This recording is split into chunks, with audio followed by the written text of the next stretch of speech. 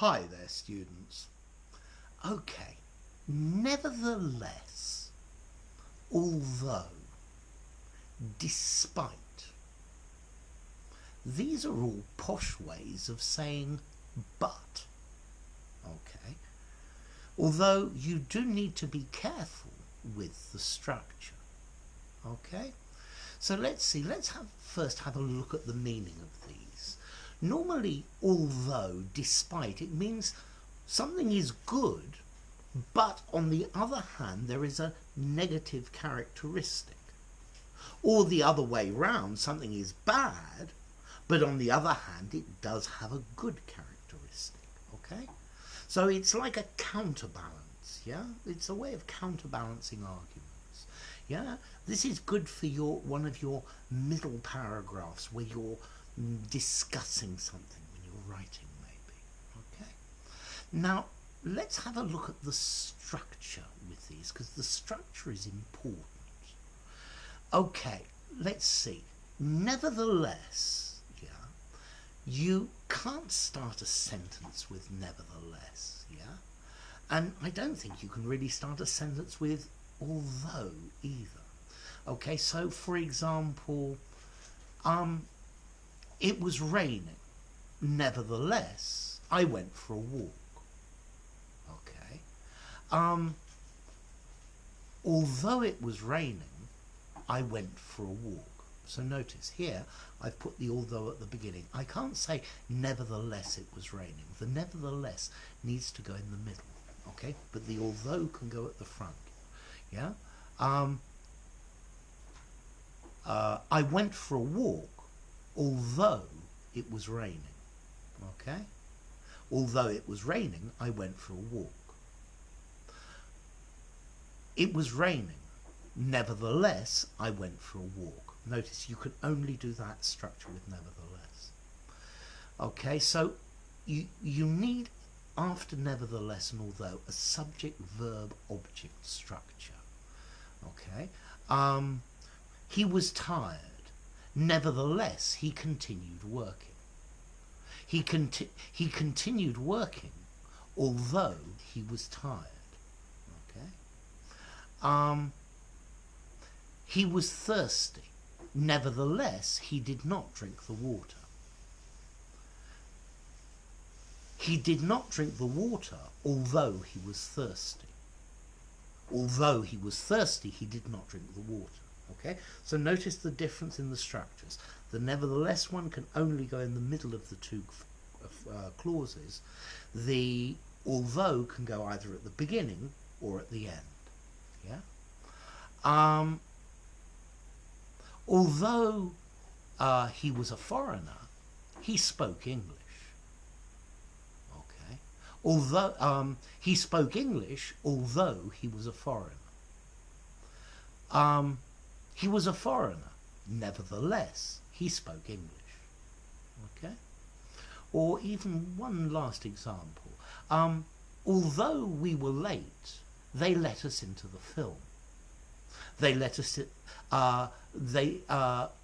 into the film, although we were late. They let us into the we arrived late. Nevertheless, they let us into the film. Okay? So, nevertheless and although. The meaning's saying one thing counterbalances against another. Okay, at the beginning I also mentioned the word despite. Okay? The first thing to notice with the structure of despite, you can say despite noun.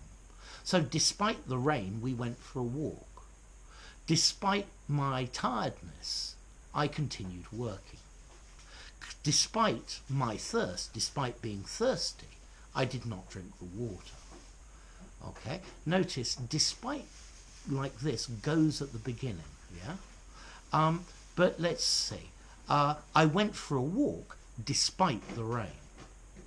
I continued working despite being tired. Okay? So, despite my tiredness.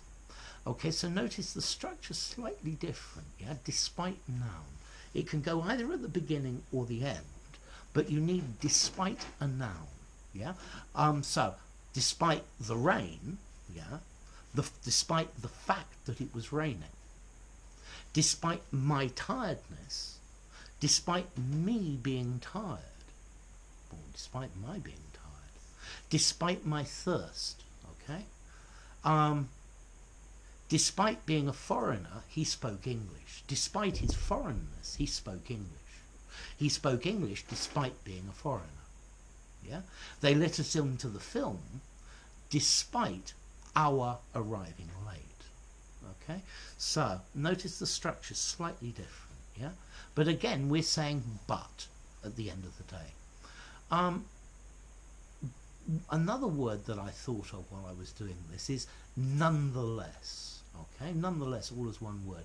You use this exactly the same as nevertheless. Okay, so let's see. Let's go through this again. Nevertheless needs to go between two phrases. Yeah.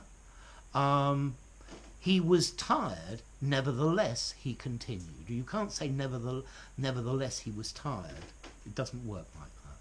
Okay, so he continued walking. He was tired. Nevertheless, he continued walking. Okay, although takes both positions. Although he was tired, he continued walking. He continued walking although he was tired. And then despite, and you need a noun, despite being tired, despite his tiredness, he continued walking. Or he continued walking despite being tired, despite his tiredness.